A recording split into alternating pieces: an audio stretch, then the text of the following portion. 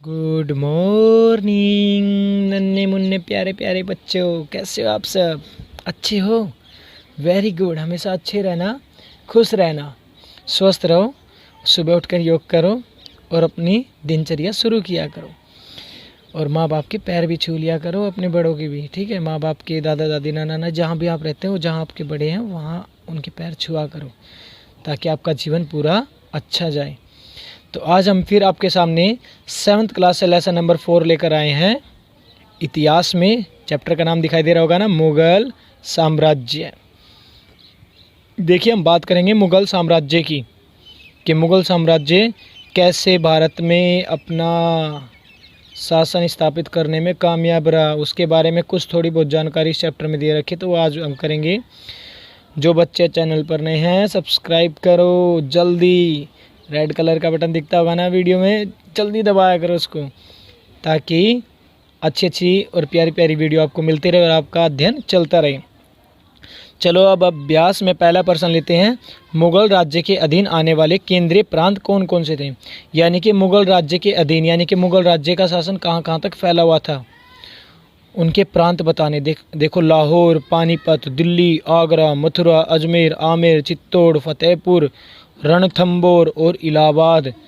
ऐसे बहुत बड़े बड़े प्रांत थे जो मुगल राज्य के अधीन थे, यानी कि गुलाम थे। यहाँ पर मुगल राज्य शासकों का अधिकार था। अब आप सोचोगे लाहौर उस वक्त भारत का हिस्सा था, ठीक है ना? और हम 1200-1300 इनकी बात कर रहे हैं। ये तो 1947 में अलग हुआ हमसे। ठीक है, अगला प्रश्न है। अगला प्रश्न ध्यान दीजिए। मनसबदार और जागीरदार में क्या संबंध था? देखिए, पहले मुगल काल में नौकरशाह क्या कहलाते थे? मनसबदार। जो मुगल काल में नौकरी करते थे ना, वो क्या कहलाते थे? मनसबदार। वे राजस्व एकत्रित करते थे, यानी कि जो कर होता था ना, राज्य से जो कर लिया जाता था, किसानों से, मजदूरों से, किसी से भी, उनका काम क्या था मनसबदार का?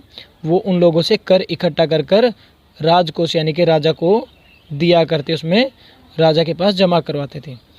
मनसबदार जागीरदारों पर प्रशासन करते थे।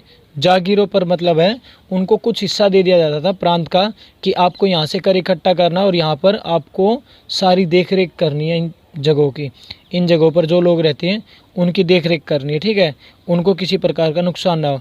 और जागीरों से कर प्राप्त करते थे।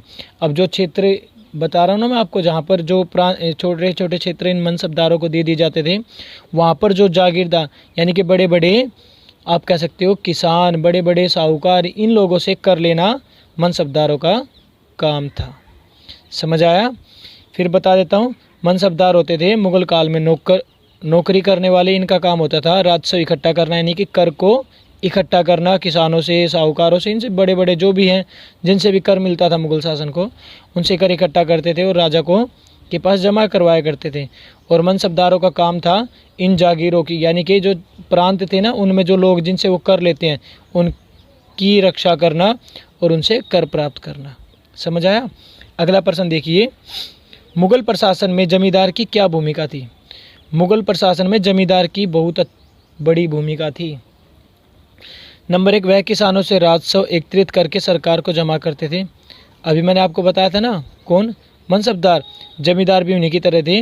वो भी क्या करते थे? वे किसानों से राजस्व, यानी कि कर इकट्ठा कर कर सरकार को जमा करवाते थे, यानी कि मुगल प्रशासन को। वे गांव के स्थानीय शक्तिशाली मुखिया होते थे। उनको मतलब इतनी शक्ति प्राप्त थी कि वो जो गांव थे ना, वहाँ के सबसे प्रमुख व्यक्ति, यानी कि मुखिया कहलाते थे। कौन? जमींदार।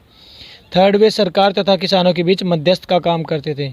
किसान और सरकार को मिलाने के लिए जो कड़ी बनती है ना, मतलब कड़ी का अर्थ बीच में मध्यस्थ था, कि सरकार और किसानों को मिलाने का कार्य कौन करते थे?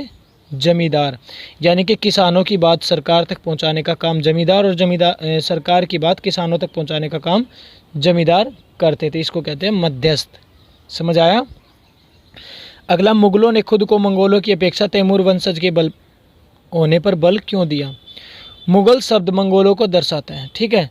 जो मुगल शब्द है ना, वो मंगोलों को दर्शाता है।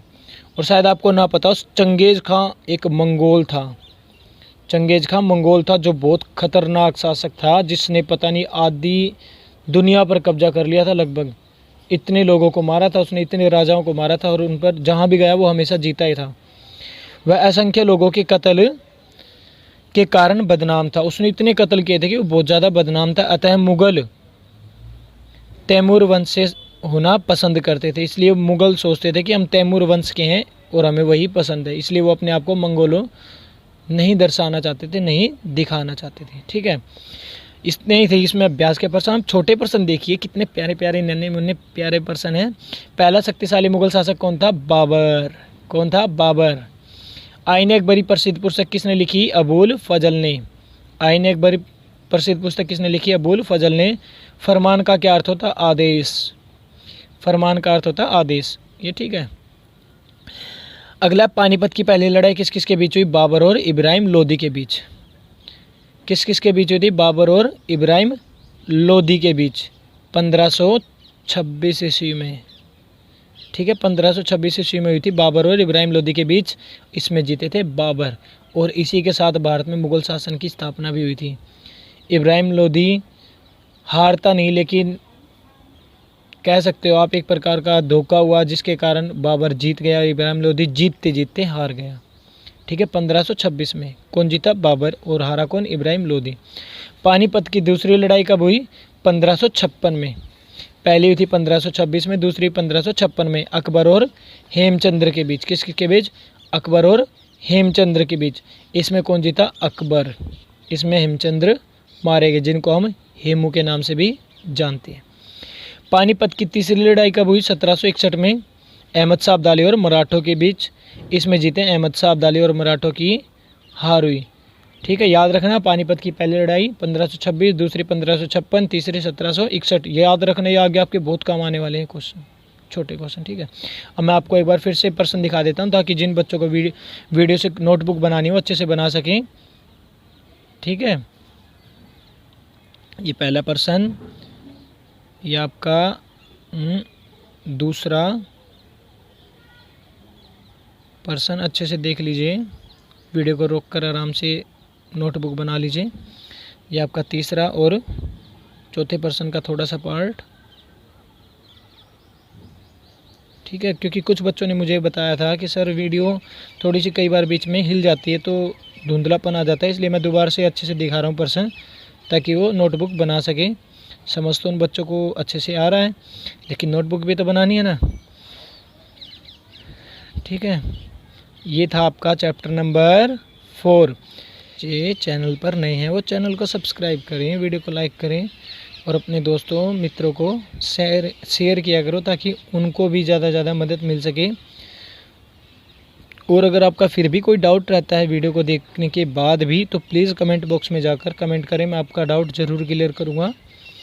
और हाँ, आप अपने आस पड़ोस में सफाई का ध्यान रखें, अपने माता पिता का ध्यान रखें और सब घर में रहें, सुरक्षित रहें। जय हिंद, जय